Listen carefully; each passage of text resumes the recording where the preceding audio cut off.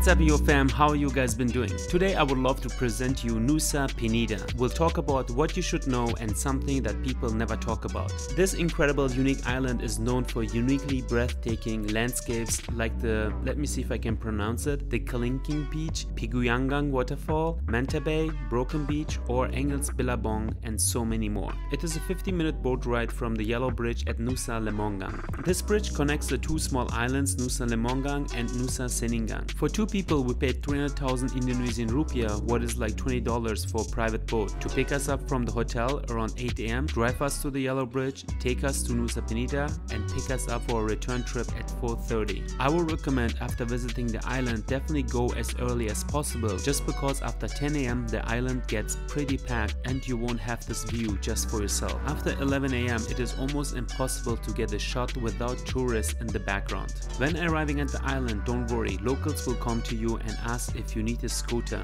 and the only thing you have to remember is no. Seriously, no to scooters. I have seen so many Nusa Penida vlogs and they are all amazing, but nobody talks about the street conditions of Nusa Penida and how crazy it can get, like see this here. Before we had the discussion to visit Nusa Penida, we asked our hotel and the concierge was such a great person and he warned us not to get a scooter. He told us that an Australian tourist that were staying at the hotel had a big accident and he broke his foot 2 days ago, and it was such a mess to get him out of the island. He told us to spend a little bit more money to get a car, or the best would be to get a tour guide at the island that can take you around and you don't have to worry about anything else. So we decided not to get a scooter and find a tour guide. We paid him 650,000 Indonesian rupiah, what is like $45, and for that he drove us with his car to 4 destinations on the island and told us a little bit about Nusa Penida. For example, that the Nusa Penida port is a Muslim neighborhood and he recognized that there are many women wearing a hijab. He told us that the average income is $150 to $200 a month and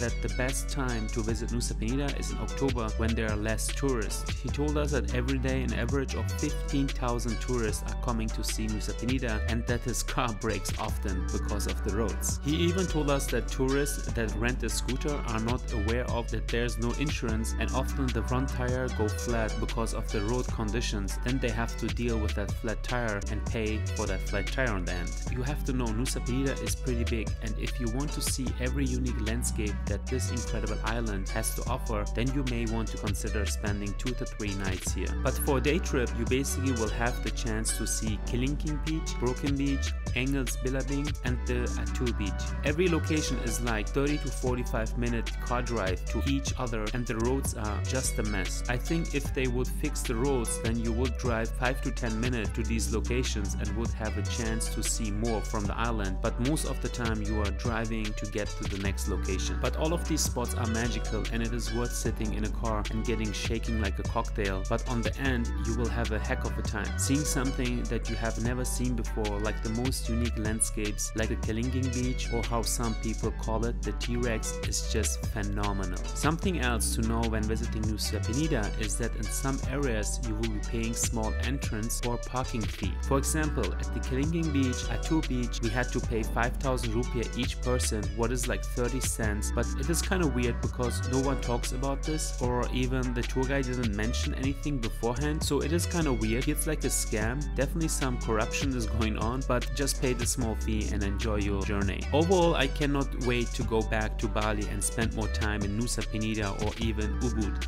It was such an incredible trip where we met incredible people, had great food, the people are super friendly, and the island is pretty cheap to have a blast in Bali overall. So I hope you guys like this video. If so, please give it a big thumbs up, smash the like button, subscribe if you haven't already, and I will see you guys in the next one. Never forget, be positive, stay positive, and karma will always handle the rest. Love you guys. Peace.